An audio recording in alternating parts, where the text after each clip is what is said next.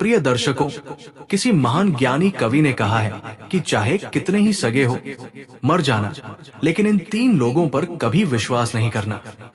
नमस्कार मित्रों, आपका स्वागत है। आज हम आपके लिए एक बहुत ही ज्ञानवर्धक कथा लेकर आए हैं। तो आपसे हमारा विनम्र निवेदन है कि आप इस कथा को ध्यान से अंत तक जरूर सुनें। मित्रों, एक समय की बात है। मध्य देश में एक बहुत ही सुंदर नगर था। उस नगर में एक चोर रहता था और वो हर दिन छोटी मोटी चोरियां करके अपने परिवार का पालन पोषण करता था। परंतु उस चोरी के धन से उसके परिवार का पूरी तरह से खर्चा नहीं चलता था और इस कारण से वो चोर हमेशा बहुत परेशान रहता था। फिर एक दिन की बात है, वो पास ही के किसी गांव में चोरी करने चला गया। वहां पहुंचकर वो गांव में कोई सुनसान घर ढूंढने लगा जिसमें कि दिन के समय कोई ना हो। वो अपनी खोज को प्रारंभ कर दिया। थोड़ी देर इधर उधर घूमने के बाद उसे एक घर दिखाई दिया जो वहां के राजा के सेनापति का घर था। तब उस चोर ने सोचा कि दिन के समय में तो सेनापति जी राजमहल में ही होंगे और घर में उनकी पत्नी अकेली होगी। मैं चुपके से जाऊंगा और थोड़ा सा धन चुरा कर ले आऊंगा जिससे किसी को पता भी नहीं चलेगा।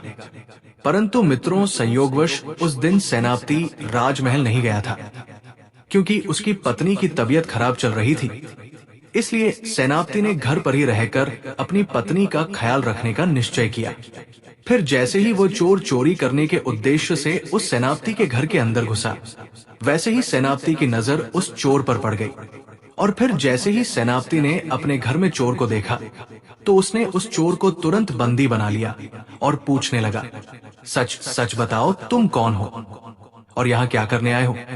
तब डर के मारे चोर ने सेनापति को सारी बातें सच सच बता दी और कहा, सेनापति जी, मैं तो एक मामूली सा चोर हूँ और अपने घर का खर्च चलाने के लिए चोरियां करता हूँ।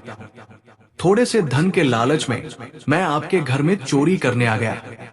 कृपया करके मुझे क्षमा करें, मैं आइंदा ऐसा नहीं करूंगा। मित्रों, चोर की बात सुनकर सेनापति ने कहा, अरे चोर, तूने आज जो कार्य करने का प्रयास किया है उसकी माफी नहीं, सजा होगी। ये बात तुम भली भांति जानते हो, फिर ऐसा नाटक क्यों कर रहे हो? वो सेनापति उस चोर से इतना कहकर उसे राजा के दरबार में ले जाता है और राजा को समस्त घटना का वृतांत सुनाता है। तब सेनापति की बात सुनकर राजा उस चोर को 1 माह की कैद सुना देता है और उसे कारावास में बंद करवा देता है। फिर समय के अनुसार जब उसकी सजा पूरी होती है और 4 माह बाद जब वो चोर अपने घर जाता है तो वो देखता है कि उसके घर में खाने को अनाज भी नहीं है और उसके पास बिल्कुल भी धन नहीं बचा है। अब उसका परिवार जैसे तैसे करके अपने दिन गुजार रहा था। मित्रों, फिर एक दिन उसने सोचा कि पाप तो पाप होता है, चाहे छोटा हो या बड़ा। मैं चाहे छोटी चोरी करूं या बड़ी, रहूंगा तो चोर ही, और पकड़े जाने पर दर्द तो मुझे उतना ही मिलेगा क्योंकि मुझे समान ही दंड मिलने वाला है। तो क्यों ना मैं बड़ी चोरी करूं और खूब सारा धन इकट्ठा कर लूं। यदि मैं बच गया तो अपना जीवन तो अच्छे से व्यतीत कर सकूंगा। मित्रों, ऐसा निश्चय करके उसने उस नगर के राजा के ही खजाने को लूटने की योजना बनाई और वो रात होने पर राजमहल में घुस गया और किसी तरह से जहां राजा का खजाना था वो वहां पहुंच गया। वहां पहुंचकर उसने देखा कि खजाने पर कई सैनिक पहरा दे रहे हैं। इतना सख्त पहरा देखकर चोर को लगा कि इन पहरेदारों की आंखों में धूल झोंकना बहुत कठिन काम है और वो तभी सोचने लगा कि यहाँ तो साक्षात्कार पहरा दे रहा है। अगर मैंने चोरी करने की कोशिश की तो मैं जीवित नहीं बच पाऊंगा। यदि मेरा जीवन ही नहीं रहेगा तो मैं धन लूट कर भी क्या करूंगा? ये सोचकर वो चोर उल्टे पांव उस स्थान से लौट पड़ा। लेकिन लौटते समय उसने सोचा कि खाली हाथ लौटने से तो अच्छा है कि कुछ न कुछ तो यहाँ से ले ही चलूं। मेरा यहाँ आना व्यर्थ नहीं होना चाहिए। यदि थोड़ा सा भी धन मिल जाएगा तो मेरे कुछ दिन के गुजार आराम से हो जाएगा और उसके बाद मैं किसी अन्य स्थान पर चोरी करने का प्रयास करूंगा। वो ऐसा सोच ही रहा था कि चोर के दिमाग में और एक विचार आया कि राजा के शयन कक्ष में जाना चाहिए। शायद इस समय राजा अपने कपड़े उतार कर सो गया होगा। मैं राजा के राजपत्र चुरा कर ले आऊंगा। और उन्हें पहनकर आसानी से धन चुराकर यहाँ से निकल जाऊंगा। हो सकता है कि पहरेदार को लगेगा कि मैं ही राजा हूं, इसलिए वे मेरे रास्ते में नहीं आएंगे और मेरा काम आसान हो जाएगा। मित्रों, ऐसा निश्चय करके वो चोर राजा के शयन कक्ष के पास पहुंच गया और उसने धीरे से पर्दा हटाकर देखा तो अंदर का नजारा देखकर आश्चर्यचकित रह गया। उसने वहां देखा कि राजा अपने पलंग पर गहरी नींद में सो रहे हैं और उनकी रानी अर्धनग्न अवस्था में पलंग पर बैठी हुई है। रानी को जागता हुआ देखकर चोर के हाथ पैर फूल गए और वो सोचने लगा, यदि रानी ने मुझे यहाँ देख लिया और राजा से कह दिया तो राजा मुझे फिर से कारावास में बंद करवा देगा। ऐसा सोचकर वो एक तरफ दीवार से सटकर खड़ा हो गया और रानी के सो जाने का इंतजार करने लगा। फिर थोड़ी ही देर बाद फिर उसने पर्दा हटाकर देखा कि रानी सोई है या नहीं, क्योंकि रानी सो जाए तो राजा के वस्त्र चुराए वो चला जाएगा। तब चोर ने देखा कि रानी अभी भी उसी तरह बैठी हुई थी। ये देखकर चोर घबराता हुआ वहां रखी हुई टेबल पर बैठने लगा। जैसे ही वो टेबल पर बैठा तो उस पर रखा हुआ पानी का मटका नीचे गिर गया। मटका के टूटने की आवाज को सुनकर राजा की नींद नहीं खुली, परंतु रानी ने वो आवाज सुन ली। अब रानी तलवार लेकर बाहर आ गई और तलवार चोर की गर्दन पर रख दी और बोली, है कौन तू और यहाँ किस लिए आया है? चल सच सच बता, वरना तेरा सिर धड़ से अलग कर दूंगी। अब तो वो चोर डर के मारे पसीने से लथपथ हो गया और हाथ जोड़कर गिड़गिड़ाता हुआ बोला, रानी साहिबा, मेरी जान बख्श दो। मैं गरीब चोर हूँ और छोटी मोटी चोरी करके अपने परिवार का निर्वहन करता हूँ। मैं ये चोरी करने के उद्देश्य से ही यहाँ आया हूँ। आप मुझे मार दोगे तो मेरे बच्चे अनाथ हो जाएंगे। मैं वचन देता हूँ कि इस बार मुझे छोड़ दो। मैं कभी दोबारा राजमहल की तरफ मुड़कर नहीं देखूंगा। मेरे छोटे छोटे बच्चों पर रहम करो। तब उसकी ऐसी बातें सुनकर रानी को उस पर दया आई और उसने कहा, सुनो, मैं तुम्हें एक शर्त पर छोड़ सकती हूँ। मैं इस समय काम से पीड़ित हूँ। यदि तुम मेरे साथ समागम करोगे तो मैं तुम्हें यहाँ से जाने दूंगी, वरना एक ही झटके में तुम्हारा सिर काट दूंगी। रानी की ये अनोखी शर्त सुनकर चोर और भी ज्यादा घबरा गया और कहने लगा, रानी साहिबा, आप क्या कह रही हो? मैं तो एक मामूली सा चोर हूँ और आप इतने बड़े राज्य की महारानी। मेरी क्या औकात है जो मैं आपके साथ ऐसा करूं? मेरे लिए तो ये सोचना भी बहुत बड़ा पाप है। तब रानी ने कहा, मैं कुछ नहीं सुनना चाहती हूँ। अगर तुम्हें अपनी जान प्यारी है तो मैं जैसा कहती हूँ वैसा ही करो, वरना मरने के लिए तैयार हो जाओ। रानी का ऐसा प्रस्ताव सुनकर चोर की जान हलक में अटक गई और वो सोचने लगा, आज तो मैं बहुत ही बड़ी मुसीबत में फंस गया हूँ। यदि मैंने रानी की बात नहीं मानी तो भी मारा जाऊंगा और मान ली तो भी मारा जाऊंगा।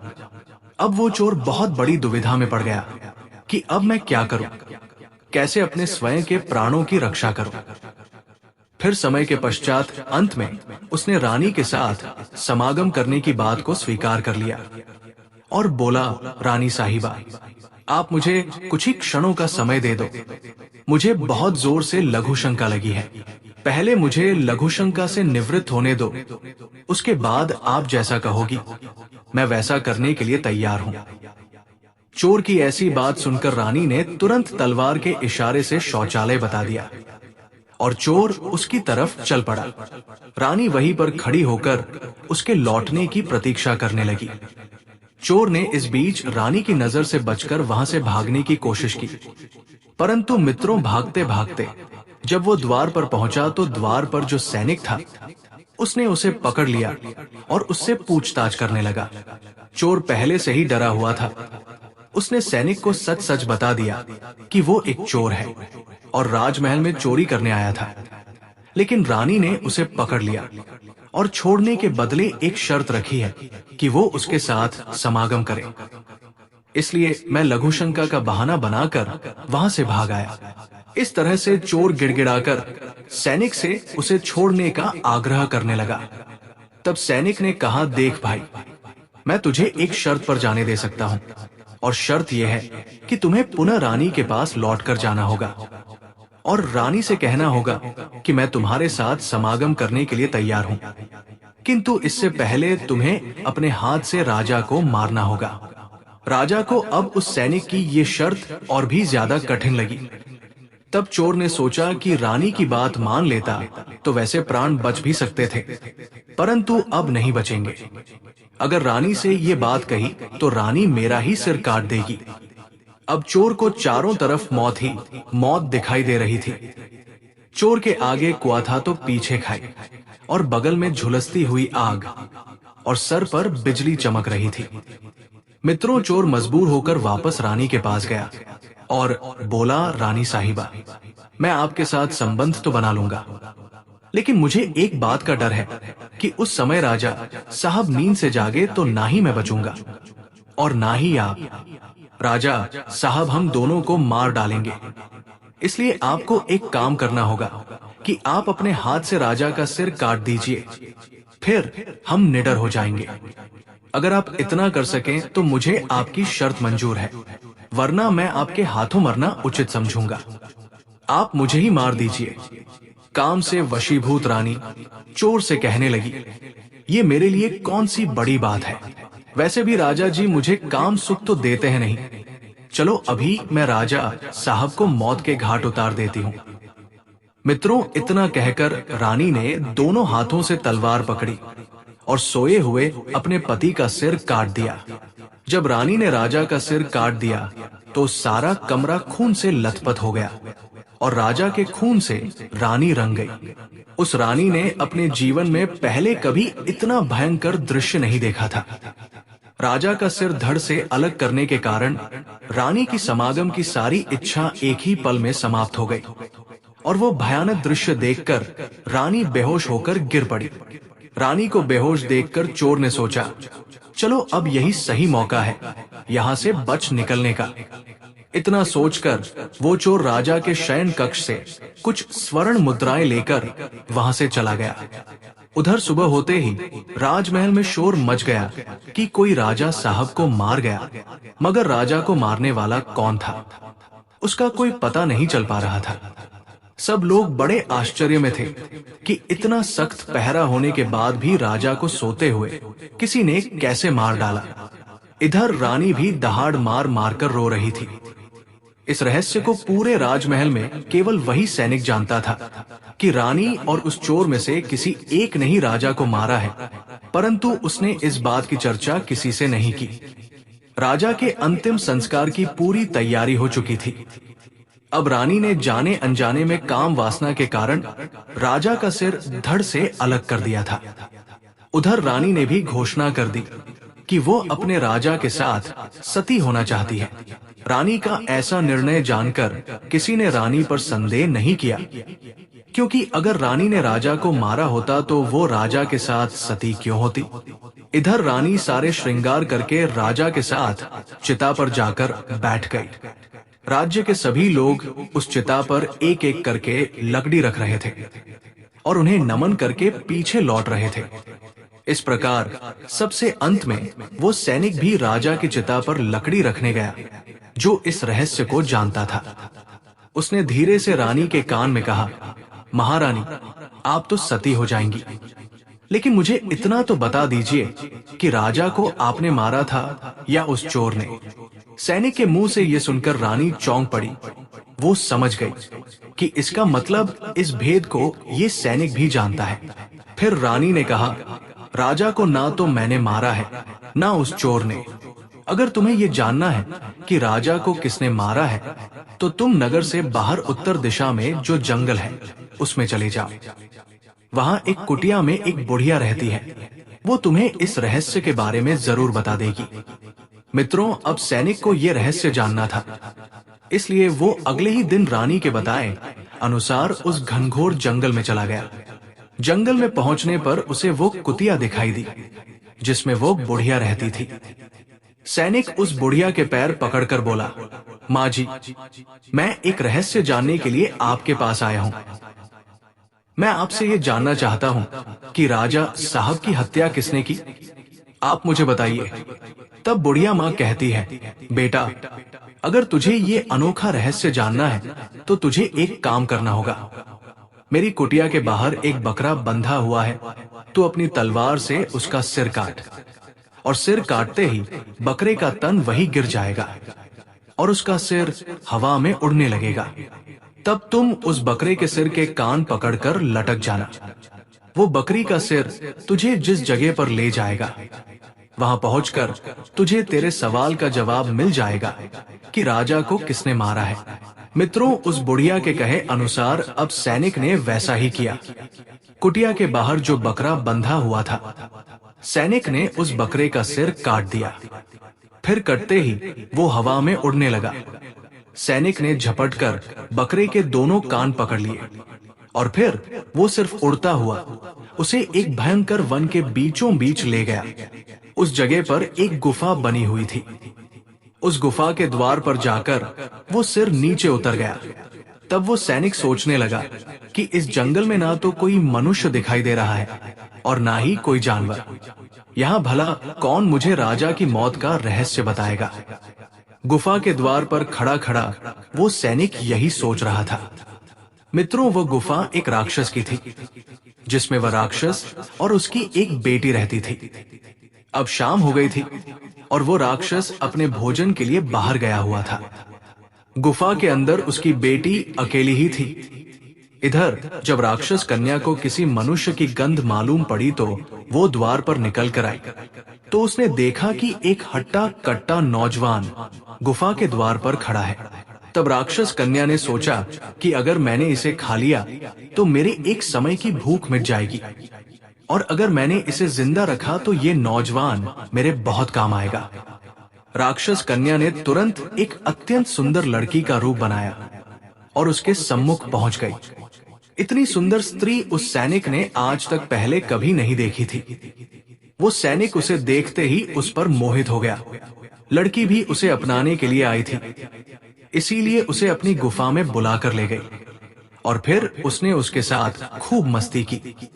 जब राक्षस के आने का समय हुआ तो लड़की ने उसे मक्खी बनाकर दीवार पर चिपका दिया। जब राक्षस वापस आया तो उसे मनुष्य की महक आने लगी।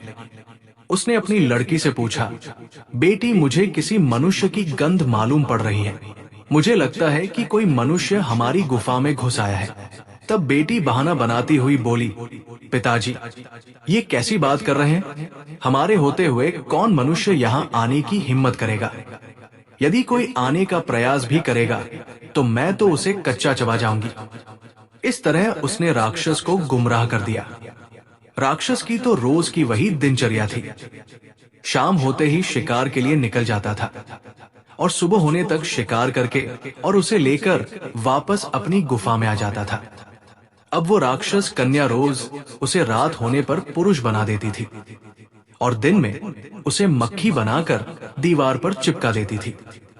इस प्रकार सैनिक को राक्षस की गुफा में रहते रहते काफी दिन बीत चुके थे। अब धीरे धीरे उसे अपनी पत्नी और बच्चों की याद आने लगी, परंतु वो राक्षस कन्या के चंगुल से नहीं निकल पा रहा था। फिर कुछ दिन ऐसे ही बीतने के बाद एक दिन उसे मौका मिल गया और वो किसी तरह रात में वहां से भाग निकला। भागते भागते कई दिनों के बाद वो अपने नगर पहुंच गया। अब घर पहुंचकर उसे बहुत खुशी हुई। अपने बच्चों से मिलकर वो बहुत प्रसन्न हुआ और सोचने लगा, अच्छा हुआ जो मैं वहां से चला आया, ना जाने कब तक वो मुझे मक्खी बना वहां रखती।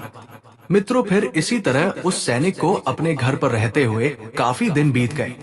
फिर एक दिन उसे फिर उस लड़की की याद आई और दिन ब दिन धीरे धीरे उसे उस राक्षस कन्या की बहुत याद आने लगी। अब तो दिन रात वो उसके ख्यालों में खोया रहता, उसकी सुंदरता को याद कर उससे मिलने की इच्छा करता। अब तो उसे उसके बिना न खाना अच्छा लगता, न पीना। हर समय यही सोचता था कि उससे किस तरह मिलना होगा। धीरे धीरे और समय बीता और वो सैनिक उस राक्षस कन्या से मिलने के लिए तड़पने लगा। उसने फिर से उसके पास जाने का निश्चय किया। उसने सोचा, पिछली बार तो मुझे उस बुढ़िया ने पहुंचा दिया था, लेकिन अब मैं वहां से भाग कर आया हूं, इसलिए मुझे रास्ते का भी ज्ञान नहीं है। क्यों ना मैं एक बार फिर उस बुढ़िया की सहायता ले लूं। मित्रों, ऐसा सोचकर वो फिर से उसी बुढ़िया की कुटिया पर पहुंच गया और हाथ जोड़कर बोला, हे माई, एक बार मुझे फिर से उसी स्थान पर भेज दो जहां पर मुझे पहले भेजा था। वो सैनिक राजा की हत्या का रहस्य भूल चुका था। अब तो राक्षस कन्या से मिलने की बेचैनी उसके अंदर बढ़ती जा रही थी। वो बुढ़िया समझ गई कि ये काम के वशीभूत है। उस बुढ़िया ने सैनिक से कहा, बेटा, पहले तो मेरे पास एक बकरा था जिसका कान पकड़कर तुम वहां चले गए थे, परंतु अब तो वो भी नहीं है। अब मैं तुम्हें कैसे पहुंचा सकती हूं? तब सैनिक ने कहा, हे माताजी, मैं जीवन भर आपका गुलाम रहूंगा, बस एक बार आप मुझे वहां पहुंचा दीजिए। तब बुढ़िया ने कहा, बेटा, मैं तुझे मिला तो दूंगी, पर इसके लिए तुझे अपने बेटे को मेरे पास लाना होगा। सैनिक बोला, ये कौन सी बड़ी बात है, बस आप मेरा इंतजार करना, मैं अभी उसे जाकर ले आता हूं। इतना कहकर सैनिक फटाफट अपने घर की ओर लौट गया और अपने बेटे को बुलाकर ले आया। तब बुढ़िया ने कहा, बेटा, जिस तरह तुमने बकरे का सिर काटा था, उसी तरह तुम अपने बेटे का सिर भी काट देना। फिर उसी तरह इसका सिर भी हवा में उड़ने लगेगा। फिर तुम इसका सिर पकड़ लेना और ये तुम्हें उसी स्थान पर पहुंचा देगा। मित्रों, काम वशीभूत रहकर वो सैनिक अपने बेटे का सिर काटने के लिए तैयार हो गया। जैसे ही उसने तलवार लेकर बेटे का सिर काटना चाहा, तब उस बुढ़िया ने उसका हाथ पकड़ लिया और कहने लगी, ठहरो, ये तुम क्या कर रहे हो? यही तो तुम्हारे प्रश्न का जवाब है। तब सैनिक कहने लगा, हे माता, ये आप क्या कह रही हो? ये कैसा जवाब है? मैं कुछ समझा नहीं। तब उस बुढ़िया ने सैनिक से कहा, बेटा, चाहे कितने भी सगे हो, इन 3 लोगों पर कभी भरोसा मत करना। पहला, राजा को ना तो चोर ने मारा था और ना हो रानी ने। राजा को हवस ने मारा था। जिस तरह काम वासना में अंधा होकर तुम अपने बेटे को मारने के लिए तैयार हो गए, इसी हवस के वशीभूत होकर मनुष्य अंधा हो जाता है और गलत से गलत काम भी कर जाता है। बेटा, दूसरा है धन। एक मनुष्य धन के लालच में आकर किसी को मार सकता है। और तीसरा, क्रोध। व्यक्ति क्रोध में अंधा होकर सब कुछ भूल जाता है और वो सब कुछ कर डालता है, जिससे जीवन भर उसे पछताना पड़ता है। क्रोध में उसकी बुद्धि विवेकहीन हो जाती है और वो अपना पराया कुछ नहीं देख पाता है। इन तीनों से हमेशा बचकर रहना चाहिए, अन्यथा जीवन भर पछताना पड़ता है। तो मित्रों, इस प्रकार हवस, लालच और क्रोध, इन तीनों का प्रभाव इंसान के जीवन को पूरी तरह से बदल सकता है और वो सही गलत का अंतर नहीं समझ पाता। यही कारण है कि इन तीनों पर कभी भी भरोसा नहीं करना चाहिए। जब बुढ़िया ने सैनिक को ये ज्ञान दिया, तो वो गहरे विचारों में डूब गया। उसने सोचा कि उसने अपने बेटे को मारने का विचार केवल अपने लालच और हवस की वजह से किया था। उसे अब ये एहसास हुआ कि उसने कितना बड़ा गलती करने का रास्ता अपनाया था। अब वो अपनी गलती से सीखा और अपनी जिंदगी को बेहतर बनाने का प्रण लिया। और आगे उस सैनिक ने बुढ़िया का आभार व्यक्त किया और अपने घर की ओर लौट पड़ा। इस यात्रा के दौरान उसे ये समझ में आ गया कि यदि इंसान अपनी भावनाओं को काबू में रखे और सही निर्णय ले, तो जीवन में बहुत सी समस्याओं से बचा जा सकता है। अब वो समझ गया था कि असली शांति सच्चाई और विवेक से आती है, न कि हवस, लालच या क्रोध से। उसने अपने घर लौटकर अपने परिवार के साथ एक नए जीवन की शुरुआत की और उसने अपने बेटे से वादा किया कि वो अब कभी अपनी भावनाओं पर काबू नहीं खोएगा और हमेशा सही रास्ते पर चलेगा। दोस्तों, इस कहानी से हमें ये सीखने को मिलता है कि हमें अपनी इच्छाओं और भावनाओं पर काबू रखना चाहिए। इन 3 हवस, लालच और क्रोध से हमें हमेशा दूर रहना चाहिए, क्योंकि ये हमारे जीवन में सिर्फ दुख और परेशानी लाती है। आप कभी भी किसी पर अंधा विश्वास ना करें, खासकर जब वो हवस, लालच या क्रोध से प्रेरित हो। इनसे बचकर हम अपने जीवन में सच्ची खुशी और शांति पा सकते हैं।